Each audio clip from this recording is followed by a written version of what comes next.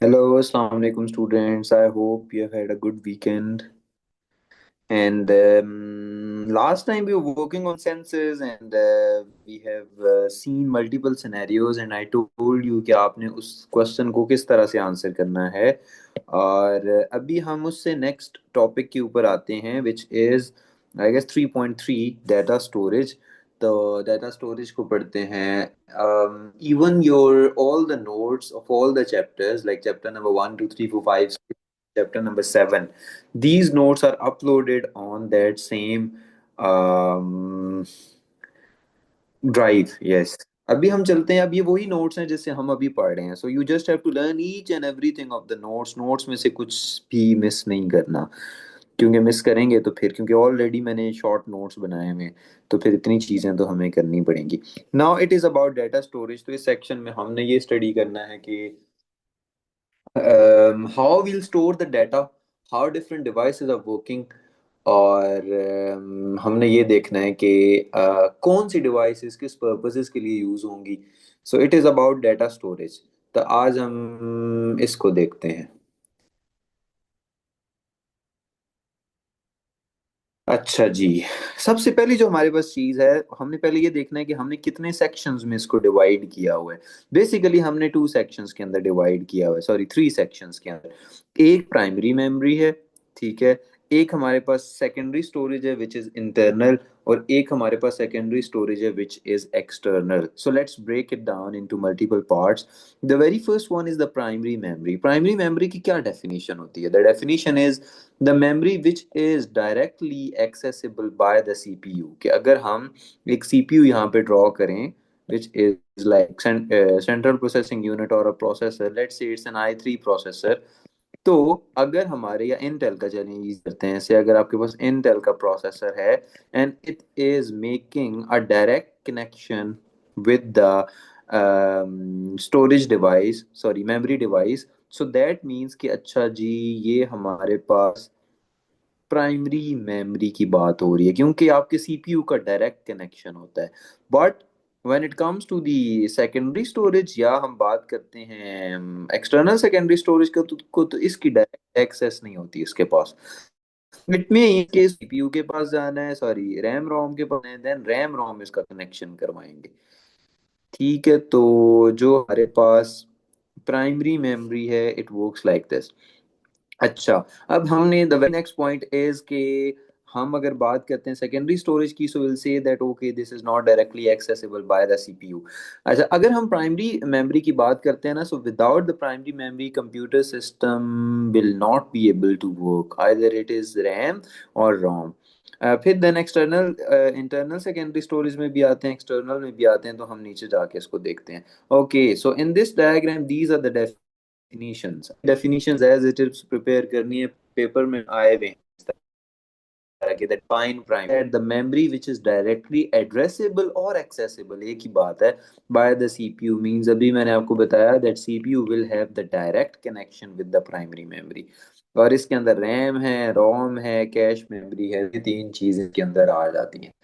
Okay, then comes the second. The second storage. The secondary storage is the one which is not directly addressable by the CPU. कि CPU इसको direct access नहीं कर सकता। I told you before कि secondary storage में, चाहे वो internal secondary storage है या एक्सटर्नल सेकेंडरी स्टोरेज है, वो डायरेक्टली सीपीयू से एक्सेस किया जाएगा। All are non-volatile. अब non-volatile का क्या मतलब? It means once you store the data, it will not be deleted automatically. It is up to you that if you want to delete it, it can be deleted. Otherwise, it will not. अब ये दोनों types हैं इसकी, external भी है internal भी है। इसमें एग्जांपल क्या आती है? हार्ड डिस्क ड्राइव आती है। अब हार्ड डिस्क ड्राइव का क्या मतलब? हार्ड डिस्क ड्राइव का मतलब ये है कि आप कंप्यूटर सिस्टम के अंदर जब डाटा परमानेंटली स्टोर करते हैं, तो वो हार्ड डिस्क ड्राइव के अंदर स्टोर होता है या सॉलिड स्टेट ड्राइव के अंदर स्टोर होता है। Then comes DVD, memory stick, जिसको आप यूएसबी फ्लैश ड्राइव कहते हैं, ब्लू रे डिस्क। तो देखो, आप जब इनमें डाटा स्टोर करते हो तो डाटा कभी भी ऑटोमेटिकली डिलीट नहीं होता। लेकिन अगर हम इस प्राइमरी मेमोरी में से रैम की बात करते हैं, अब ये देखो कि मैंने यहाँ पर मल्टीपल एप्स ओपन की हुई हैं। like Zoom is opened, like Notability is opened, Preview is opened. So when I'll restart my iPad, तो ये सारी की सारी एप्स मुझे अगेन ओपन करनेंगे। इट मीन्स कि वो डाटा सारा डिलीट हो गया जो अभी ओपन हुआ हुआ था। सो दैट इज वाई हम प्राइमरी मेमोरी को हम वोलेटाइल भी कहते हैं। मींस डाटा परमानेंटली स्टोर नहीं होता। खैर पूरी प्राइमरी मेमोरी नहीं वोलेटाइल, क्योंकि इसमें रैम वोलेटाइल है और रोम नॉन नॉन वोलेटाइल है, लेकिन सेकेंडरी स्टोरेज सारी की सारी नॉन वोलेटाइल है। आई होप कि ये चीज आपको क्लियर हुई होगी कि मैं किस चीज की बात कर रहा। Okay, then moving on to the next point. तो अब वही डेफिनेशन यहाँ पर प्रॉपर वे में लिखी हुई है कि अगर हम प्राइमरी मेमोरी में सिर्फ रैम की बात करें, ओवरऑल प्राइमरी मेमोरी की नहीं बात करें, रैम की, it can be written to or read from. Means if you are opening any app, let's say मैं यहाँ से कोई ऐप ओपन करता हूँ, like for example Google open करता हूँ, तो इट मींस कि ये वाली जो विंडो है, ये बेसिकली इसने मेरे आईपैड से रीड किया है, ठीक है। And if for example you can store something inside it, means you're writing something on it, so it can be written to a read from, and the data can be changed by the user or the computer. अच्छा, अब किस purpose के लिए use करेंगे? We want to store data inside it, files inside it, and part of an application or part of the operating system currently in use। means currently आप जिन files के साथ काम कर रहे हैं वो for the time being इसको store करेगा। it is volatile, means data permanently store नहीं होता, ठीक है। which means memory contents are lost when the powering of the computer। वही मैं बात कर रहा था, आप कंप्यूटर या सेल फोन रीस्टार्ट करते हैं तो जितनी एप्स आपने पहले ओपन की हुई होती हैं वो सारी की सारी क्लोज हो जाती हैं। अब हम बात करते हैं रैम की भी टाइप्स की, ठीक है। आपको ये तो पता होगा कि RAM how it looks like. यहाँ मेरे पास डायग्राम, रैम इन पीसी। अच्छा, एवरीवन खैर नोज कि हाउ रैम लुक्स लाइक, लेकिन चले यहाँ पर भी हम देख लेते हैं कि हाउ रैम लुक्स लाइक। अच्छा, now it will take years to load. अच्छा चलें, अब ये ओपन होगा तो फिर मैं आपको दिखाऊंगा। By the way RAM looks like this thing, like ये कितनी सी ऐसे स्लैब सी होती है आपकी उसमें कंप्यूटर के अंदर। कैन बी ऑफ 1 GB और 4 GB और 8 GB, it is up to you कि आप कितने अपने कंप्यूटर सिस्टम में रैम रखते हो। अच्छा, आगे चलते हैं। और अब दो टाइप्स हैं हमारे पास, एक है डी रैम और एक है एस रैम। जो डी रैम होती है ये नॉर्मल रैम होती है, हम अपने कंप्यूटर सिस्टम में लाइक 4 GB, 8 GB, 16 GB रखते होते हैं। It consist of number of transistors and capacitor. Now when we talk about the internal mechanism of it, तो इसके अंदर ट्रांजिस्टर्स होते हैं, इसके अंदर कैपेसिटर्स होते हैं।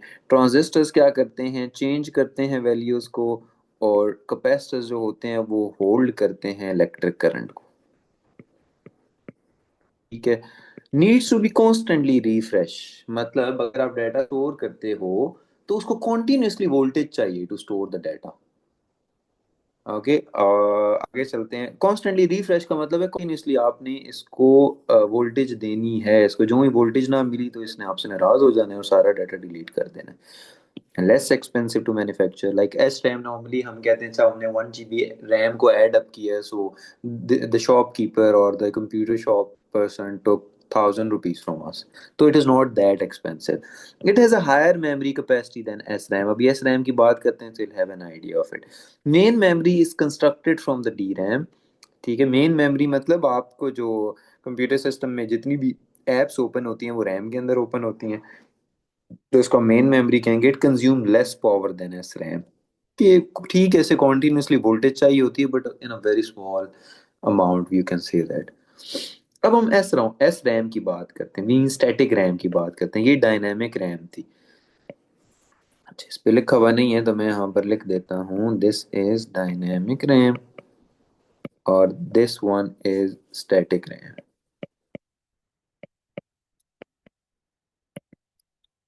It uses flip flops to hold each bit of memory. ये अब इसका इंटरनल मैकेनिज्म है। Flip flops types of circuits होते हैं, आप पढ़ोगे पेपर 3 के अंदर इन ए लेवल अगर आपने कंप्यूटर साइंस रखा था।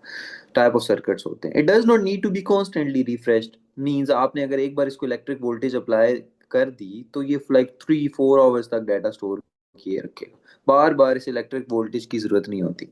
It is a faster access time than D RAM. Means ये अगर आपने डाटा इसके अंदर से एक्सेस करना है, let's say this RAM is taking 5 second, तो ये वाली रैम 1 सेकंड में उसको एक्सेस कर देगी। CPU memory cache makes use of S RAM. आपने नॉर्मली इसका नाम सुना होगा कि आपके सेल फोन में भी कैश मेमोरी है। कैश मेमोरी क्या करती है? कैश मेमोरी ये काम करती है कि फॉर एग्जांपल अगर मैंने किसी ऐप को फर्स्ट टाइम ओपन किया, फर्स्ट टाइम मींस मैंने आईपैड स्टार्ट किया और मैंने वेरी फर्स्ट टाइम उस ऐप को ओपन किया, so for the very first time it is taking 5 seconds to open. Why? Because वो रैम के अंदर जाके लोड होती है, और RAM is not that type of fast memory. अच्छा, बीच में एस रैम होती है। एस रैम क्या करती है? वो साथ साथ डाटा को स्टोर करती रहती है, जो आपने अभी एप्स ओपन की हैं। सपोज करते हैं मैंने वो ऐप क्लोज कर दी, तो नेक्स्ट टाइम वो रैम से डाटा एक्सेस करने की बजाय कहाँ से डाटा एक्सेस करेगी? स्टैटिक रैम से, which will reduce the access time. ठीक है। ओके, तो आई गेस कि आपको रैम की टाइप्स क्लियर हो गई होंगी। Is it clear everyone? यहाँ तक कोई बात समझना आई हो तो मुझे बताएं।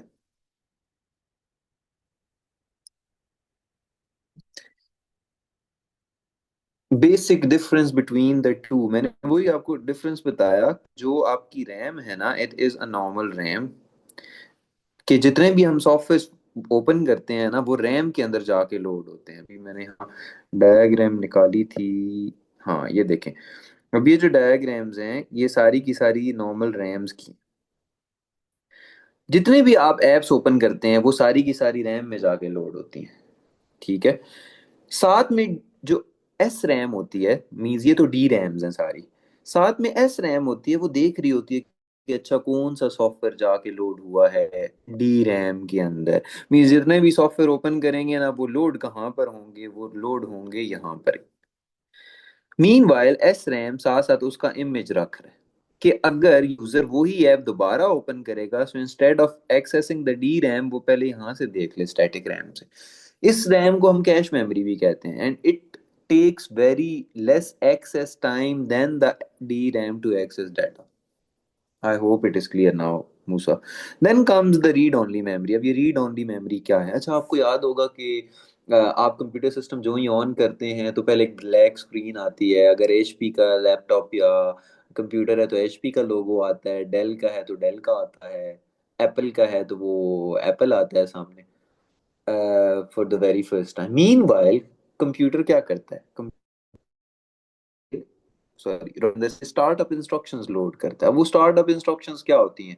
वो इंस्ट्रक्शंस होती हैं सीपीयू को एक्टिव करने के लिए, मदरबोर्ड को एक्टिव करने के लिए, ग्राफिक कार्ड्स लगे हुए हैं उनको एक्टिव करने के लिए, माउस को एक्टिव करने के लिए, कीबोर्ड को एक्टिव करने के लिए। ये ऐसा ही है कि जैसे हम सुबह सुबह उठते हैं ना, लाइक 6 o'clock या 5:30 या जब भी आप उठते हैं, और अगर टाइम देखते हैं तो आहिस्ता आहिस्ता हमें सारा याद आता है कि अच्छा कल क्या हुआ था, आज क्या होने वाला है, हमें कौन कौन कौन सा काम मिला था, अभी इतना टाइम हो गया, इतना टाइम रेडी होने में लगेगा। तो वो हमारी स्टार्टअप इंस्ट्रक्शंस होती हैं, और फिर हम उठ जाते हैं।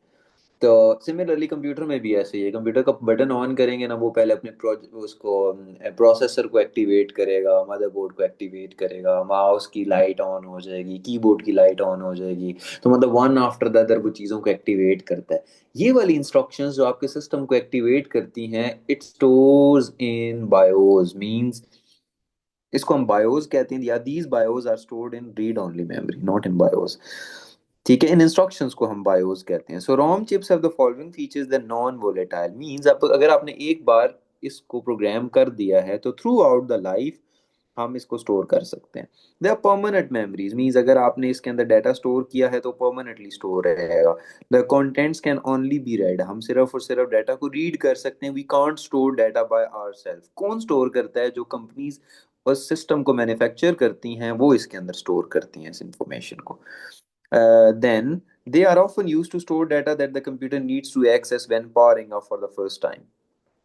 ठीक है, तो वही बात है कि जो ही आप कंप्यूटर सिस्टम को ऑन करते हैं तो जितनी भी इंस्ट्रक्शंस आपके कंप्यूटर सिस्टम को रेडी करने के लिए यूज होती हैं, they are stored in the Rome.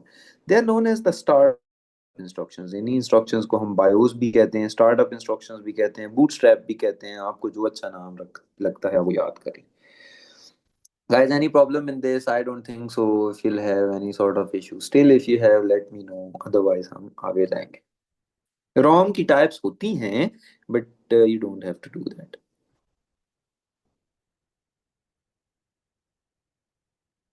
Okay, so I hope everyone is clear. चलें जी, अब हम चलते हैं आगे।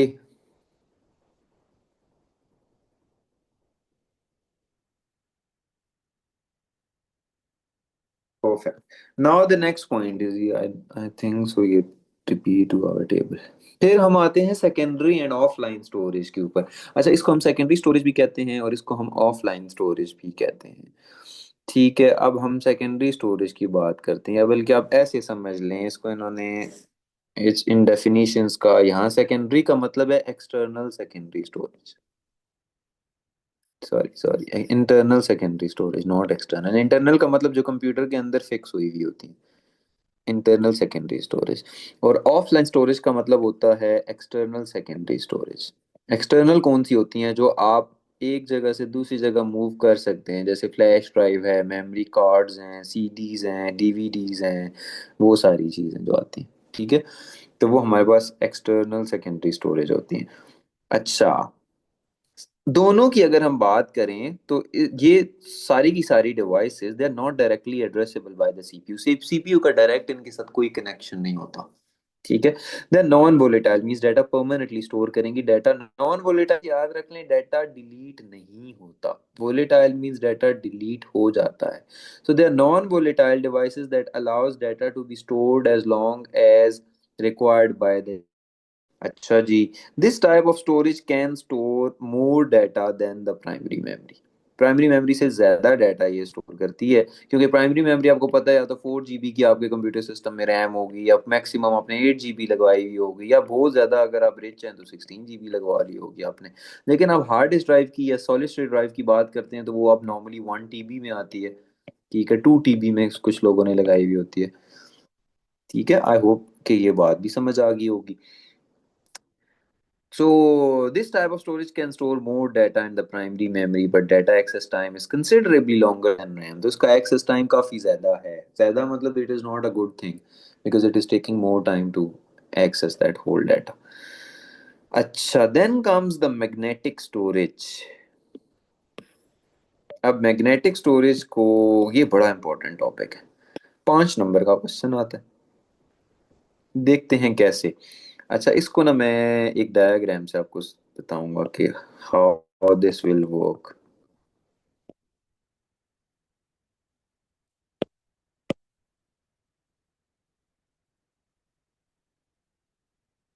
अच्छा, अगर आप हार्ड डिस्क को हो जाती है, there are multi, give you an idea.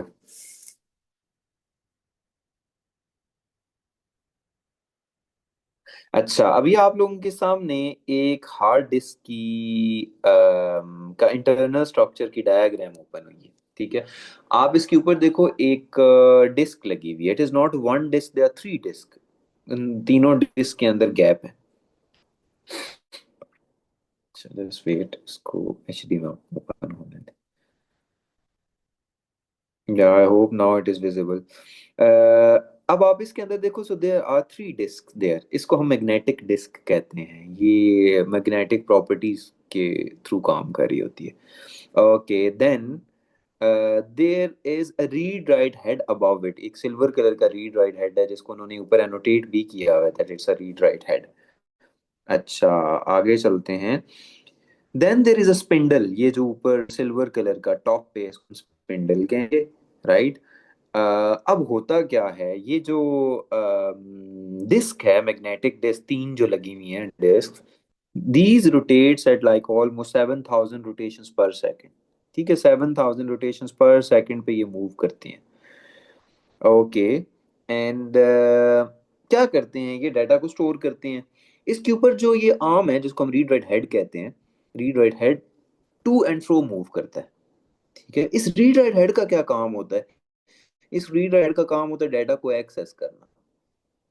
ठीक है, so this is use to access the data from that overall you know magnetic disk. अब हम वापस आते हैं इसके ऊपर। सो data is stored in a digital format on the magnetic surface of the disk, means data उस magnetic surface के ऊपर ही store होगा। The hard disk will have number of platters that can spin at about 7,000 times a second। तो देखो वो जो platter ऊपर लगा हुआ है वो मूव करेगा 7,000 रोटेशंस पर सेकेंड, कहने को बहुत जबरदस्त किस्म का स्पीड।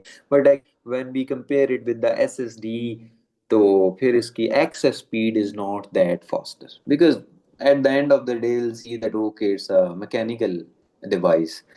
अच्छा, read write head consist of electromagnets that are used to read data from and write data to the plate. वो जो भी हम रीड राइट हेड की बात कर रहे थे ना, बेसिकली उसकी बात हो रही है कि वो भी इलेक्ट्रोमैग्नेटिक प्रॉपर्टीज को यूज करके डाटा को रीड मतलब एक्सेस करता है, राइट स्टोर करता है। A number of read-write heads can access all the data surface, all of the surfaces of the platters in the disk drive।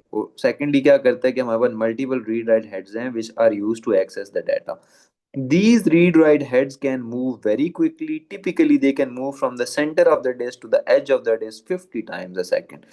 तो उसके ऊपर जो आपका read-write head लगा हुआ है, it is basically used to access data and it is already also used to store the data। Okay, so I hope कि इसकी वर्किंग समझ आ गई है। फिर भी आप लोग एक बार रीड कर लें, बड़ी इंपॉर्टेंट वर्किंग है। और मुझे बताएं if you have any problem in this. आपने इसको एज इट इज अच्छा सा रट्टा लगाना है। समझ तो क्या है, आप लोगों ने समझ लिया होगा।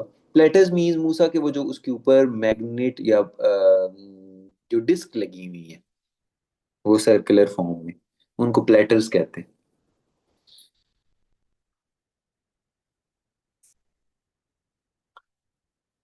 So guys you have 2 minutes, इसको आराम से देखें और मुझे बताएं कि अच्छा समझ आ गई या नहीं।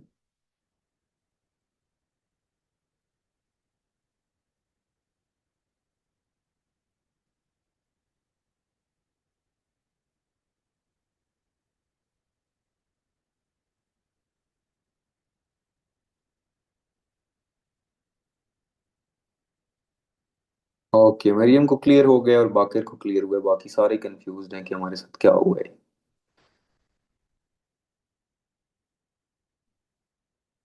चलें आगे चलते हैं और नेक्स्ट टॉपिक के ऊपर। Solid state drive. हाँ, अब जो हमारे पास लैपटॉप्स आ रहे हैं ना, वो हार्ड डिस्क ड्राइव को तो नहीं यूज कर रहे। क्यों? क्योंकि उसमें वही मैकेनिकल प्रॉपर्टीज हैं। उसके अंदर एक डिस्क रोटेट करती है 7,000 रोटेशन सेकंड के साथ। इसका मतलब तो ये है कि वो मैकेनिकल एक्टिविटी है, तो ये तो बहुत ज्यादा बैटरी कंज्यूम करेगी। डेफिनेटली करेगी, क्योंकि हार्ड डिस्क ड्राइव तो पावर कंज्यूम करेगी। उसने तो उस डिस्क को रोटेट करना है, प्लेटर्स को रोटेट करना है, और रीड राइट हेड को भी मूव करवाना है 50 times a second to and fro. तो हम ये करते हैं कि अच्छा हम चिप्स की फॉर्म में डाटा को स्टोर करना चाहते हैं। ठीक है, तो अब हम क्या करें, हमने सॉलिड स्टेट ड्राइव को इंट्रोड्यूस करवा दिया। अच्छा, पहले तो हम देख लेते हैं that how SSD looks like, और फिर हम आगे चलते हैं। तो अब हम एसएसडी को देखते हैं और देखते हैं कि वो किस तरह से डाटा को स्टोर करती है। अच्छा देखिए, अब एसएसडी की ये इतना सा साइज है। अब आई गेस इस डायग्राम से आपको आइडिया हुआ होगा कि हार्ड डिस्क का कितना बड़ा साइज था। अब एसएसडी डिफरेंट शेप्स में होती है, जरूरी नहीं है वो इसी शेप में हो। एसएसडी कुछ इस शेप में भी होती है। ठीक है, मतलब यू कैन से दैट कि ये 3 to 4 इंचेस, एंड अगर हम ब्रॉड देखें तो 2 इंचेस, तो लाइक इतना सा साइज है उसका, स्मॉल वॉलेट जितना। ओके, सो आई होप कि आपको आइडिया हुआ होगा कितना स्मॉल साइज। अब इसके अंदर चिप्स होती हैं, सर्किट्स होते हैं जो डाटा को स्टोर करते हैं थोड़ी। और अगर हम example, so they look they are different ये ना shapes of solid state drive. हाँ, इस डायग्राम से कितना अच्छा आइडिया हो रहा है हार्ड डिस्क ड्राइव का साइज भी, और जो हमारे पास सॉलिड स्टेट ड्राइव है उसका साइज भी। आई होप कि इस डायग्राम से आपको बेटर आइडिया हुआ होगा। ठीक है, तो अब डेफिनेटली हम लोग तो प्रेफर करेंगे फिर एसएसडी को, जस्ट अगर हम इसकी शेप ही देखेंगे, अच्छा ये तो स्मॉल सी है और कम स्पेस कंज्यूम करेगी लैपटॉप में, तो लेट्स गो फॉर इट। लेकिन इसके बहुत सारे और भी एडवांटेजेस हैं। Let's go back. सब जो हार्ड डिस्क ड्राइव में आ रहा था वो लेटेंसी था। Latency means it takes time to load data. For example, if folders might taking to open that folder or 1 second, so still 1 second is a lot of time. हम तो कहते हैं कि अच्छा, जैसे अब हम सेल फोन्स या डिवाइसेस अपग्रेड क्यों करते हैं, mostly on the base of performance, कि पिछली डिवाइस की परफॉर्मेंस अच्छी नहीं थी, हमें वेट करना पड़ता था किसी ऐप को ओपन करने के लिए। सो it was a big issue of latency. Solid state drives remove this issue considering they have no moving parts. अब सॉलिड स्टेट ड्राइव की जब हम बात करते हैं तो फिर वो इस ओवरऑल इशू को ही रिमूव कर देता है। वो कहता है कि अच्छा, आपसे वेट नहीं हो रहा, कोई बात नहीं, हम न्यू टेक्नोलॉजी के साथ आते हैं and you don't have to wait now. Like let's say previous technology 2 second wait करवा रही थी, तो इसने माइट भी 0.2 सेकंड वेट करवाया। They don't rely on magnetic properties. The most common type of solid state storage device stores data by controlling the movement of electrons within NAND and NOR chips. So NAND NOR chips use होंगी to store the data. The most common type of solid state storage devices store data by controlling the movement of electrons with NAND or NOR chips. So हम NAND chips को use करेंगे, NOR chips को use करेंगे to control the movement of electrons. The data is stored as zeros and ones in millions of tiny transistors. ये अब इसका internal mechanism है कि इसमें छोटे छोटे ट्रांजिस्टर्स होते हैं जो डाटा को स्टोर करते हैं in the form of zeros and ones. And जो मूवमेंट ऑफ इलेक्ट्रॉन्स है वो नैंड और नॉर चिप्स की हेल्प से होती है। So this is how this overall SSD works. ठीक है, तो ये बात समझ आ गई।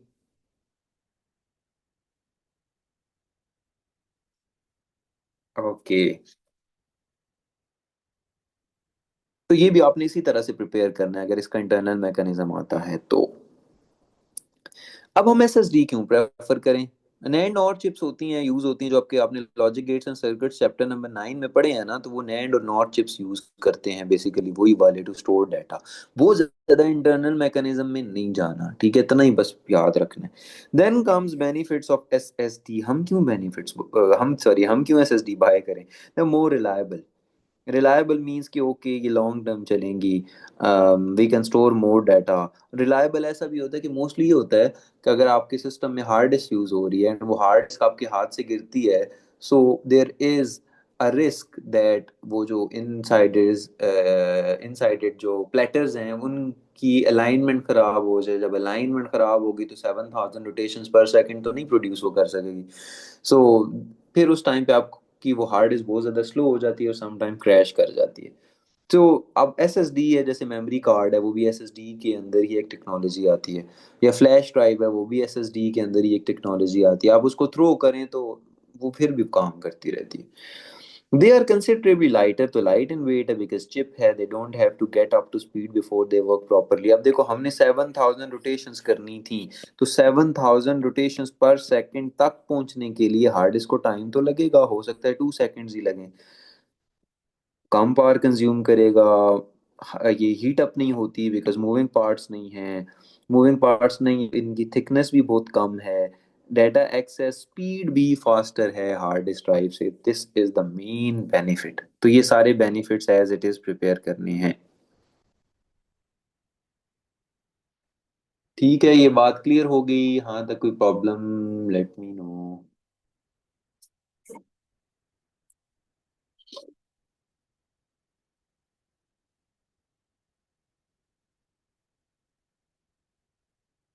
ओके, कोई इतनी ज्यादा मुश्किल बातें नहीं थी,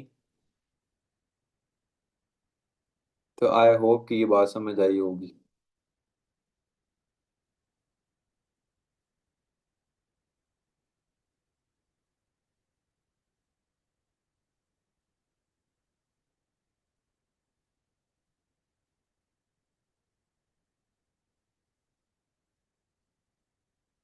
चलें आगे चलते हैं जी। Then comes the drawback of SSD. अब देखो एसएसडी में एक प्रॉब्लम है, इसकी लाइफ इतनी लॉन्ग नहीं होती है, इसका लॉन्गेविटी का इशू है। अब आपने नोट किया होगा, आप सेल फोन्स बाय करते हैं, ठीक है, और आफ्टर फ्यू इयर्स, लाइक 4 और 5 इयर्स, आपने नोट किया होगा कि वो सेल फोन्स की परफॉर्मेंस डाउन हो जाती है। वो बहुत हैंग हो रहे होते हैं, वो कोई ऐप ओपन करनी हो जो है वो इतना टाइम लगाते हैं सेल फोन्स। तो मोस्टली ऐसा होता है कि ये जो हमारे बड़े हैं, बड़ा भाई है या फादर है या मदर है, उन्होंने फ़ोन बाय किया और वो फ़ोन सही वर्क कर रहा था, लेकिन कुछ टाइम बाद वो स्लो हो गया, उन्होंने नया बाय कर लिया और वो स्लो वाला फ़ोन आपको उठा के दे दिया। और उस टाइम पे ना हम बहुत ज़्यादा इस चीज़ को नोटिस करते हैं कि अच्छा जी ये तो बहुत बड़ा इशू है। तो बट द पॉइंट इज, ये क्यों आता है? Because there are multiple circuits inside it.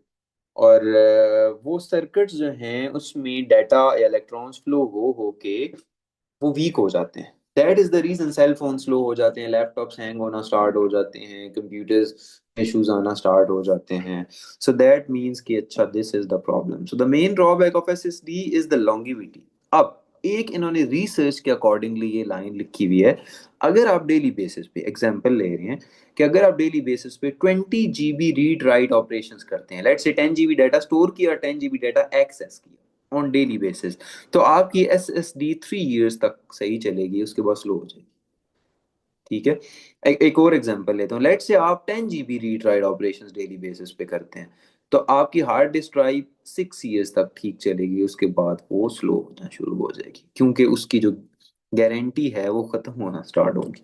For this reason S S D technology still not use in all servers. तभी बैंक्स इनको यूज नहीं करते, ऑर्गेनाइजेशंस, बड़ी ऑर्गेनाइजेशन जो है वो सर्वर कंप्यूटर इसके अंदर यूज नहीं, क्योंकि सर्वर कंप्यूटर्स के अंदर तो हर वक्त डाटा स्टोर भी हो रहा है, एक्सेस भी हो रहा है। तो लेट्स से वो एसएसडी खराब हो जाती है तो माइट भी उनका बहुत इंपॉर्टेंट डाटा लॉस्ट हो जाए। So for example we are a huge number of write operations takes place every day, तो हम वहां पर बिल्कुल भी नहीं लगाएंगे जहां पर हमारे पास रीड राइट ऑपरेशंस जो हैं वो बहुत ज्यादा हो रहे हैं। ठीक है।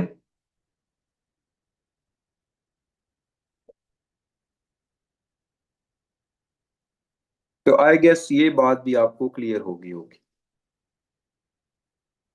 Still, if you have any question in it, let me know. Take your time.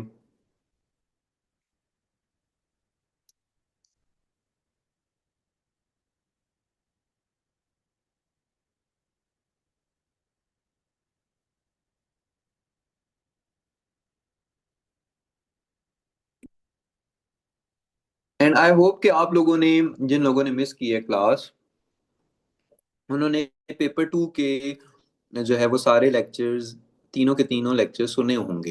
देखो जो 3 पार्ट्स में है वो एक कंप्लीट पास पेपर सॉल्व हुआ है, और उस पास पेपर की फाइल भी आप तक पहुंची हुई है।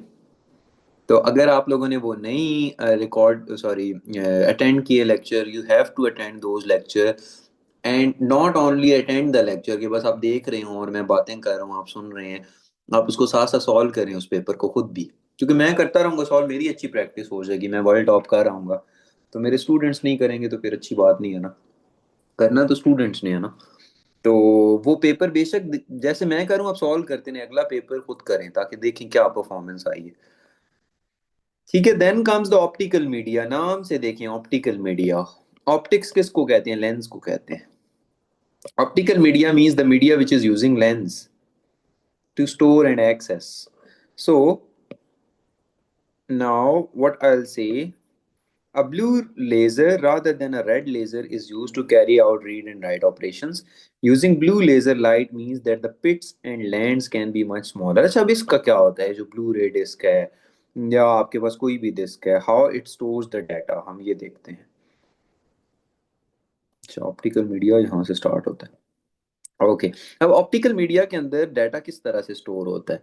अगर हम सीडीज की बात करें, तो लेट से मेरे पास ये सीडी है, तो सीडी के एक ही साइड के ऊपर डाटा स्टोर होता है। ठीक है। मींस अपर पे डाटा स्टोर होगा, लोअर साइड पे डाटा स्टोर नहीं होगा, वन साइडेड डाटा स्टोर हो रहा होता है। ठीक है। तो CDs and DVDs are described as optical storage laser. अब लेजर लाइट हम यूज करेंगे, तो इसमें वो लेंस लगा हुआ होता है जो लेजर लाइट प्रोड्यूस करता है, वो लेजर लाइट इसके ऊपर पड़ती है and it stores the, sorry, access the data as well as stores the data. तो सीडी की बात करो या डीवीडी की बात करो, वर्किंग ऑलमोस्ट सेम ही है, that there is a metal alloy वो जो रिफ्लेक्ट कर रहा होता है, और light sensitive organic dye to store the data. अच्छा जी। Both system use a single spiral track. अब देखो इसके अंदर एक स्पाइरल ट्रैक बना हुआ होता है ऐसे, वो हमें नजर नहीं आ रहा होता, वो बेसिकली इसका मैकेनिज्म है, और उसके ऊपर ये छोटे छोटे डॉट्स होते हैं। इसको हम कहते हैं पिट्स एंड लैंड्स। पिट्स एंड बम्प्स भी कहते हैं, पिट्स एंड लैंड्स भी कहते हैं। इन पिट्स एंड लैंड्स के ऊपर डाटा स्टोर हो रहा होता है, और लेजर लाइट जब इसके ऊपर पड़ती है तो वो डाटा को एक्सट्रैक्ट करती है। ठीक है, so both system use single spiral track. अब सीडी में क्या, सीडी और डीवीडी में क्या डिफरेंस है? सीडी के ऊपर एक ही लेयर होती है, एक वन साइडेड लेयर होती है। डीवीडी के ऊपर भी लेयर होती है, नीचे वाली साइड पे भी लेयर होती है, दरमियान में एक मटेरियल होता है कि ऊपर वाली लेजर पास ऑन करके नीचे ना आए, नीचे वाली लेजर पास ऑन करके ऊपर ना जाए। So when a disc spins, the optical head moves to the point where the laser beam contacts the disc surface and follows a spiral track. As with the hard disk drive, the CD/DVD is divided into sectors, allowing direct access to that. ठीक है, सो I hope कि ये भी clear हुआ होगा। यहाँ तक इसको प्रिपेयर भी अच्छा सा कर लेना है। ठीक है students, so that's it. We'll meet tomorrow with another topic, and the day after tomorrow we'll do a past paper. That's it. Take care. Allah Hafiz.